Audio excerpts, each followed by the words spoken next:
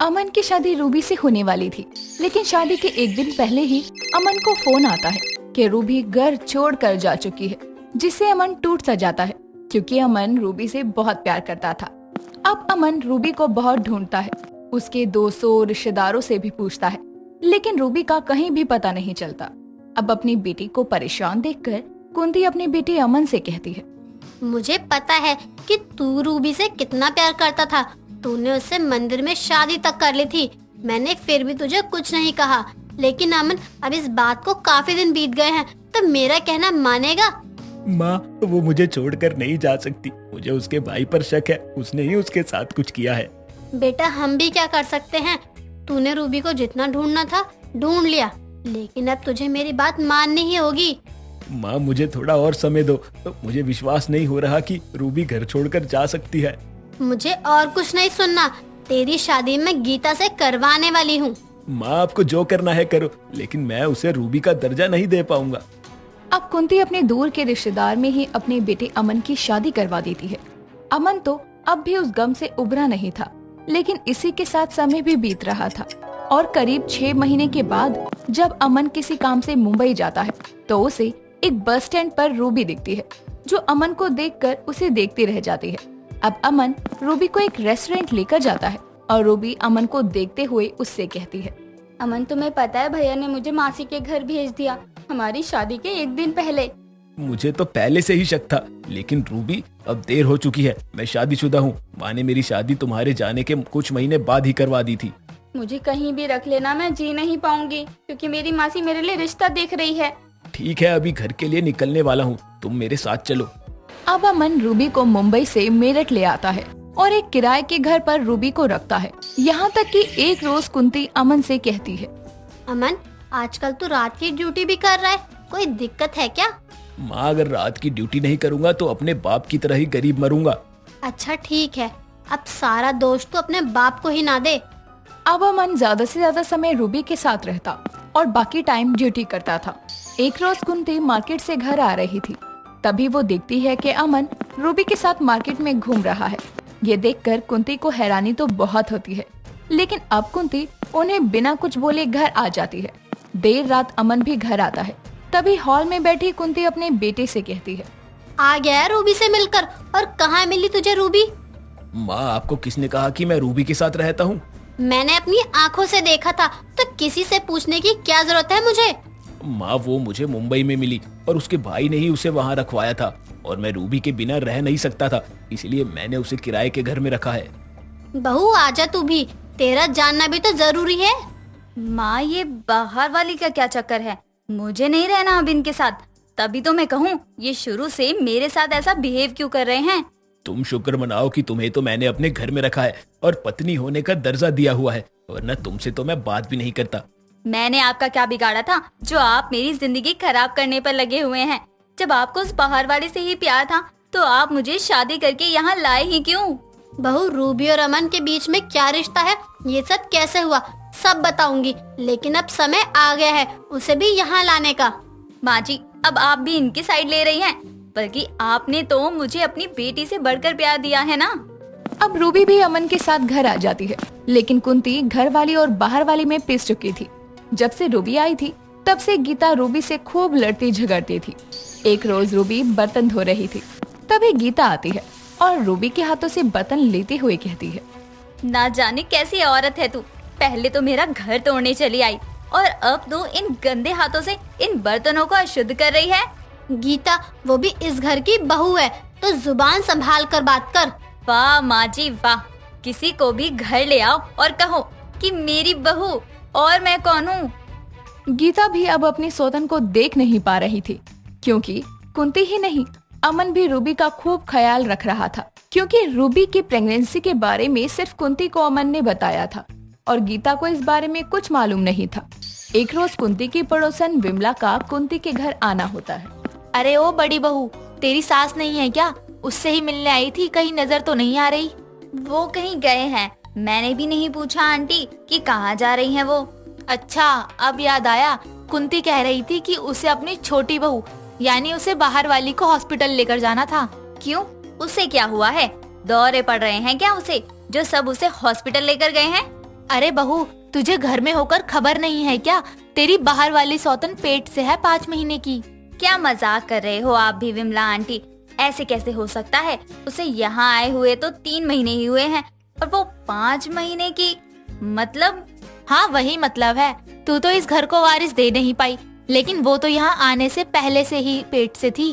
अब मैं यहाँ और नहीं रह सकती, मुझे यहाँ से जाना ही होगा। अब जब कुछ समय बाद कुंती, अमन और रूबी घर आते हैं तो कुंती से गीता कहती है, अब तो आप खुश है ना माँ जी? मेरे होते हुए इस बाहर वाली को आपके बेटे ने इस घर की बहू बना ही लिया और अब तो ये इस घर को वारिस भी देने वाली है। बहू, इसमें उस बेचारी की क्या गलती? वो भी तो अमन से प्यार करती है। तेरे आने से पहले वो इस घर से जुड़ी है। तो इसे ही जोड़ कर रखते ना। मुझसे अपने बेटे की शादी करके एक साथ कई जिंदगी बर्बाद क्यों की आप लोगों ने? मैं किसी को नहीं छोड़ूंगी। गीता को जब ये बात पता चलती है कि रूबी अमन के बच्चे की माँ बनने वाली है तो वो पूरी तरह से टूट जाती है। अब उसकी सारी उम्मीदें भी टूट रही थी, लेकिन गीता खुद को संभालती है और वो अपने मायके जाकर बोझ नहीं बनना चाहती थी, इसीलिए वो किसी से कुछ नहीं कहती। अब धीरे धीरे समय नजदीक आता है और रूबी को एक बेटा होता है। अमन, कुंती सब खुश होते हैं, लेकिन गीता को थोड़ी भी खुशी नहीं थी। एक रोज कुंती गीता से कहती है, बहू, तू ऐसे क्यों रहती है? थोड़ी बातचीत किया करना सबसे। आज ना कल ये सब तेरा ही तो है। माँ जी, मुझे दीदी से कुछ कहना है। दीदी, ये बच्चा बेशक मेरी कोख से ही जन्मा हो, लेकिन ये बच्चा आपका ही रहेगा और यह आपको ही माँ कहेगा। मुझे नहीं चाहिए तेरा बच्चा, तू इसे रख और मुझसे दूर ही रहा कर। दीदी, अब तक मेरी वजह से इस घर में जो भी हुआ उसके लिए मैं आपसे माफी मांगती हूँ। अब तुझे ये नाटक करने की कोई जरूरत नहीं है। तुझ जैसी औरतों का मुझे अच्छे से पता है। अब रूबी तो जा चुकी थी, लेकिन वो जाने के साथ अपने पीछे अपने बच्चे को छोड़ जाती है और साथ में एक चिट्ठी भी थी जिसमें लिखा था, मुझे इस घर में बहुत प्यार मिला। मैं अपने इस बच्चे के लिए यहाँ अब तक रुकी थी, लेकिन मुझे सबने बहुत प्यार दिया। अब मैं जहाँ भी जा रही हूँ खुश हूँ। तो क्या रूबी अब तक इस बच्चे के लिए यहाँ रुकी थी और मैं अब तक उसे गलत समझती रही? बहू, मैंने तुझे समझाने की कोशिश की थी, लेकिन तू समझने के लिए तैयार ही नहीं थी। अब ना जाने रूबी कहाँ को गई है। माँ जी, हमें उसे ढूंढना चाहिए, वो ज्यादा दूर नहीं गई होगी। इस चिट्ठी को पढ़ने के बाद गीता को बहुत पछतावा होता है कि उसने कभी रूबी को समझा ही नहीं। वो गलत तो बिल्कुल नहीं थी। अब रूबी को सब ढूंढते भी है, लेकिन रूबी कहीं भी नहीं मिलती। बहू, इसलिए मैं तुझे बार बार कह रही थी कि तू रूबी से बात कर ले, वो गलत नहीं है। ना जाने वो कहाँ जाएगी। माफी, मैंने इतनी बड़ी गलती कर दी, मुझे इसका एहसास भी नहीं हुआ। अब तो भगवान भी मुझे माफ नहीं करेगा। पीहू जून की सड़ी गर्मी में बाहर से आकर सीधा रसोई में जाकर फ्रिज खोलती है और एक चिल्ड पानी की बोतल निकालकर पानी पीने लगती है।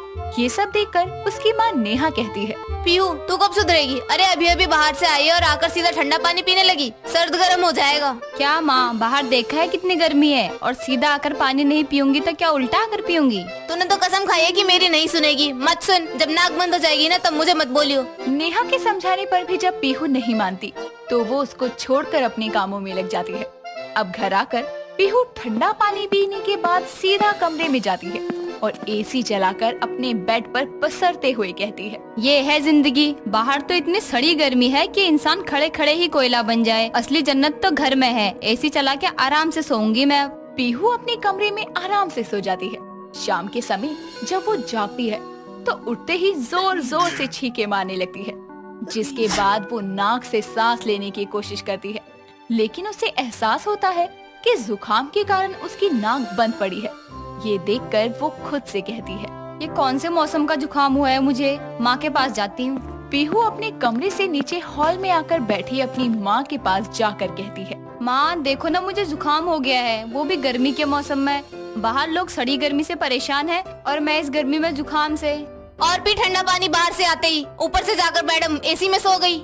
अब ताने मारने की जगह बता दो ये कैसे ठीक होगा, क्योंकि मेरी आदत नहीं है मुंह से सांस लेने की और इस जुकाम की वजह से मेरी नाक बंद है। कहीं मैं सांस लेना ही भूल गई तो मुझे दुनिया को अलविदा करना पड़ेगा। बकवास करवा लो तुझसे बस, और कुछ नहीं। कल मेडिकल से एक जुकाम की गोली ले लियो कॉलेज जाते हुए। बेचारी पीहू अब ऐसे ही पूरी रात जुकाम में निकालकर अगले दिन ठंडे पानी से नहाकर कॉलेज के लिए तैयार होती है।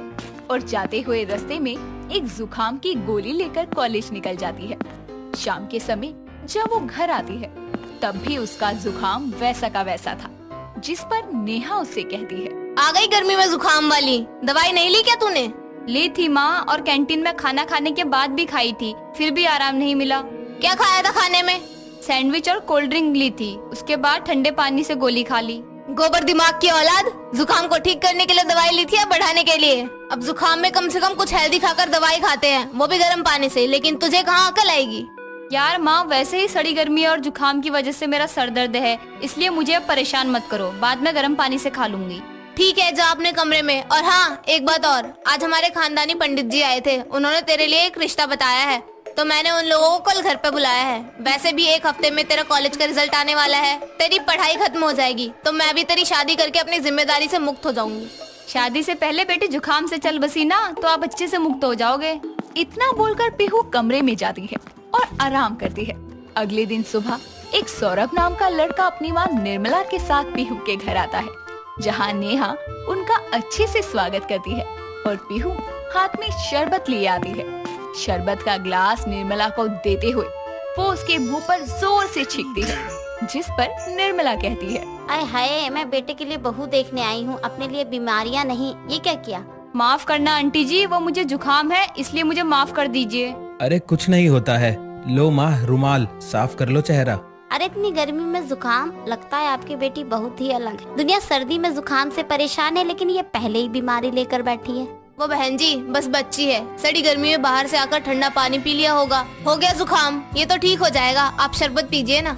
इसके बाद दोनों परिवार वाले एक दूसरे से बातें करते हैं और आपसी सहमति से रिश्ता पक्का करते हैं, जिसके 2 हफ्ते बाद ही सौरभ और पीहू की शादी हो जाती है। और तब तक भी गर्मी में पीहू का जुकाम ठीक नहीं होता। शादी के बाद जब दुल्हा दुल्हन का स्वागत करने के लिए निर्मला दोनों की आरती उतारती है, तो पीहू वहाँ भी जोर से चीख मारकर आरती का दिया बुझा देती है, जिस पर निर्मला बोलती है, अरे बहू, क्या तूने कसम खाई है मेरे मुंह पे छींकने की? और आज तेरी छींक ने आरती का दिया भी बुझा दिया। माँ जी मुझे माफ कर दो, मैं क्या करूँ, ये मेरा जुकाम जा ही नहीं रहा है। इतनी गर्मी में तो लोगों को कोल्ड छूता भी नहीं, और मुझे ऐसे पकड़े हुआ है जैसे मैं पिछले जन्म की प्रेमिका हूँ इसकी। आप कितनी मजाकिया हैं। माँ कोई नहीं, दोबारा जला लो दिया। बाकी पीहू के जुकाम को ठीक करने के लिए मैं इसको अच्छे से डॉक्टर से दवाई दिलवा लाऊंगा। हाँ हाँ, आते ही जोरू के गुलाम बन जाते हैं आजकल के बच्चे। निर्मला बेचारी दोबारा से आरती का दिया जलाकर उनका स्वागत करती है और अपनी बहू को घर में लाती है। अब पीहू कमरे में बैठी सौरभ का इंतजार कर रही थी, जहाँ वो उसके इंतजार में कमरे में रखा ठंडा पानी का जग पूरा पीकर खत्म कर देती है और आखिरी ग्लास को पकड़े बैठी होती है। कुछ देर में सौरभ जैसे ही कमरे में आता है और पीहू के करीब आकर कुछ कहने को होता है, इतने में पीहू जोर से चीख मार कर कहती है, सॉरी सौरभ जी, मैं क्या करूँ, इस जुकाम ने मुझे परेशान किया हुआ है। देखिए पूरे शरीर को गर्मी लग रही है और एक नाक ही है जिसे सर्दी लग रही है। मेरा तो सर दर्द भी हो गया इस जुकाम से। कोई नहीं पीहू जी, ऐसा करिए, मैं आपको एक मेडिसिन देता हूँ, वो खाकर आप आराम कर लीजिए। सौरभ ड्रॉर में से एक मेडिसिन निकाल कर उसे देता है, जिसे पीहू हाथ में पकड़े ठंडे पानी से खाकर सो जाती है। अगले दिन सुबह जल्दी उठकर पीहू जल्दी से नहाकर नीचे जाती है और अपनी सास निर्मला को मास्क पहने देखकर उससे कहती है, माँ जी ये मास्क क्यों पहना है आपने? अरे मुई तेरे करके, तुझे जो ये सड़ी गर्मी में जुकाम हुआ है ना, और जो तू हर बार मेरे मुंह पर छींक मारती है, उससे बचने के लिए मैं तो कहती हूँ तू भी लगा ले, क्योंकि सबसे बड़ा खतरा तो तू है। ठीक है माँ जी, मैं लगा लूंगी बाद में। अभी आप मुझे ये बताइए, आज मुझे पहली रसोई की रस्म करनी है? हाँ, उस तरफ रसोई है, कुछ मीठा बना ले जाकर। और हाँ, आज शाम को तेरी मुंह दिखाई का फंक्शन भी है, तो उसके लिए भी तैयार रहियो शाम को। ठीक है माँ जी। पीहू रसोई में जाकर अपनी पहली रसोई की रस्म की तैयारी करती है। इतने में सौरभ कमरे से तैयार होकर आता है और पीहू को आवाज देकर कहता है, पीहू कहाँ हो? पीहू नाक पोंछते हुए रसोई से बाहर आकर बोलती है, हाँ जी बोलिए। मुझे एक जरूरी मीटिंग में जाना पड़ रहा है, कुछ घंटों में आ जाऊंगा मैं। वहीं हॉल में बैठी निर्मला अपने बेटे को कहती है, बेटा शादी के अगले दिन ही काम पर? माँ एक जरूरी मीटिंग है, आ जाऊंगा कुछ देर में। अच्छा अब मैं चलता हूँ, लेट हो रहा हूँ। सौरभ जैसे ही निकलने को होता है, पीहू जोर से चीख मारती है और ये देखकर निर्मला चिल्लाते हुए कहती है, अरे सौरभ बेटा रुक जा, ये तेरी गर्मी में जुकाम वाली बीवी ने छींक मार दी। अरे बहू तुझे इतनी अकल नहीं है, कोई किसी काम से बाहर जा रहा है तो छींक नहीं मारते। माँ जी ये मेरी मर्जी से थोड़ी निकली है नाक से, अपने मन की मालिक है। माँ क्या आप भी ऐसी बातों पर विश्वास करती हो? अरे कुछ नहीं होगा। और पीहू आता हूँ कुछ देर में मैं, ठीक है, बाय। इतना बोलकर सौरभ चला जाता है, जिसके बाद पीहू वापस से रसोई में जाकर अपना बनाया हलवा अपनी सास के लिए लेकर आती है। और जैसे ही वो निर्मला को देने को होती है, वो फिर से छींक मारती है और हलवा निर्मला के हाथों में जाने की जगह सर पर गिरता है, जिसके बाद वो चिल्लाते हुए कहती है, बहू तू नहीं सुधरेगी, तू सब कुछ छोड़, पहले अपने इस बेमौसम जुकाम का इलाज करवा, वरना मैं तेरी मुंह दिखाई नहीं करवा पाऊंगी। लोग तो तुझे आशीर्वाद देंगे और तू उनको बदले में जुकाम। माँ जी माफ कर दो। तेरी माफी का अचार डालूं? हे भगवान, कहाँ से मिल गई ये गर्मी में जुकाम वाली बहू। इतने में सौरभ वापस से घर में आता है और ये सब सुनकर बोलता है, माँ बस करो, मैं अब पहले पीहू को दवाई दिलवा कर लाता हूँ। वैसे भी मेरी मीटिंग कैंसिल हो गई है, चलो पीहू। जी आई। पीहू सौरभ के साथ एक बहुत बड़े डॉक्टर के पास जाती है, जो उसको अच्छे से चेक करके दवाई देता है। साथ ही सारी सावधानियां बताता है कि ठंडे पानी से दवाई नहीं खानी, साथ ही साथ खाने पीने का भी ध्यान रखना है। जिसके बाद पीहू कुछ दिन डॉक्टर के कहे मुताबिक चलती है और उसका गर्मी में जुकाम कुछ ही दिनों में गायब हो जाता है। जिसके बाद वो दोबारा गलती से भी बाहर से आकर कभी तुरंत पानी नहीं पीती और चिल्ड तो बिल्कुल नहीं। तो दोस्तों कैसी लगी आपको हमारी ये गर्मी में जुकाम वाली बहू की कहानी? हमें कमेंट करके बताइए।